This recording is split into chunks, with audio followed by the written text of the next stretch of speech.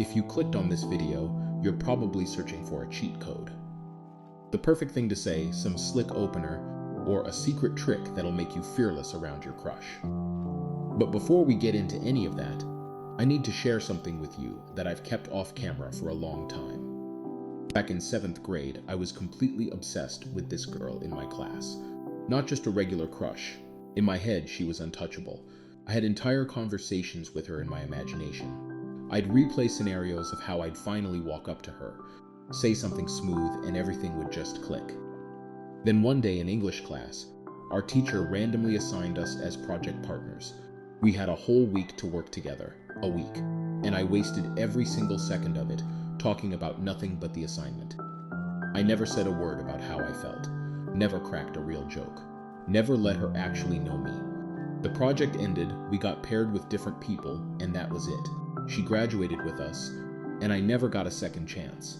I'm not saying it destroyed me, but there's a specific kind of regret that comes from knowing you had the opportunity right in front of you and let fear make the decision for you. That feeling, it lingers. I'm telling you this because if you freeze up around your crush, if your brain completely shuts down the moment she walks into the room. I've lived that, and the reason it happens comes down to one core mistake. You've put her on a pedestal. Social media, movies, TV shows, they've all trained us to see the girls we like as something more than human. Some flawless, rare creature that we need to earn the right to even speak to. You've built her up so high in your head that talking to her feels like a performance.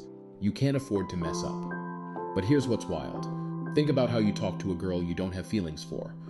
No nerves, no rehearsed lines, just a normal conversation. Nothing changes about you. The only difference is the story you're telling yourself about what's at stake. She is a normal person. She has mornings where she's exhausted. She has insecurities she hides. She has awkward days and bad hair days and moments where she says something embarrassing and replays it at 2 a.m. She is not a goddess. She's a human being, and the second you genuinely internalize that, something shifts. The pressure drops. You start talking to her the way you'd talk to a friend, and that's exactly when real connection becomes possible. Now let's talk about approach, because most guys get this completely wrong. They spend weeks building up to some big cinematic moment, a perfectly timed confession at her locker, a rehearsed speech they've been practicing in the mirror. And honestly, that strategy almost always backfires.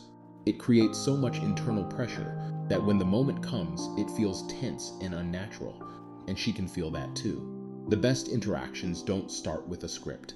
They happen in environments where talking is already natural. A class project, a shared hobby, a club or team where you're both just there, existing around each other with no pressure. When the situation creates a reason for you to talk, you don't have to manufacture one. You're not trying to impress her. You're just being yourself, and that's 1,000 times more attractive than any rehearsed line.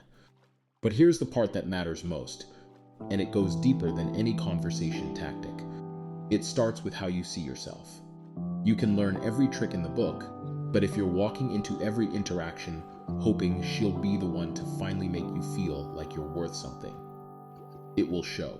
Girls pick up on that energy immediately. Real confidence isn't performed. It comes from genuinely liking who you are and what you're building. So before you focus on getting her attention, focus on being someone you'd actually respect. Get in the gym, fix your posture, take your appearance seriously. More importantly, build something. Have goals, have a direction. When you're genuinely working toward a version of yourself you're proud of, you stop showing up to conversations begging to be accepted. You show up as someone who's good either way, and that energy completely changes how people respond to you. Which brings me to the most important thing I want you to take from this video. There's a saying, never go to the store starving, because you'll buy things you don't need. When you're desperate for food, you stop caring about what's good for you. You just grab whatever fills the emptiness fastest. Same thing with relationships. If you're coming into this from a place of loneliness or desperation, if you need her to like you just to feel okay about yourself, you're already in a losing position. That kind of hunger makes you chase people who aren't right for you. It makes you overlook red flags. It strips away your self-respect piece by piece, and you don't even notice it happening. The truth is, your life needs to be full before a relationship enters it. Your goals, your fitness, your friendships, your ambitions, those come first.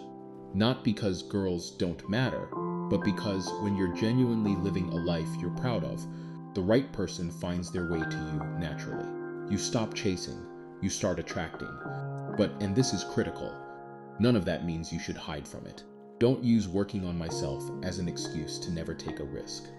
If there's a girl you genuinely want to get to know, don't do what I did in 7th grade. Don't sit 2 feet away from her for a week and say nothing real. When the opportunity shows up, take it, say hi, make a comment, start something small, because rejection stings for maybe a day, your ego takes a hit, and then life moves on. But wondering for years what might have happened if you just said something? That's a different kind of weight. And it's one you carry a lot longer. Take her off the pedestal. Build yourself up.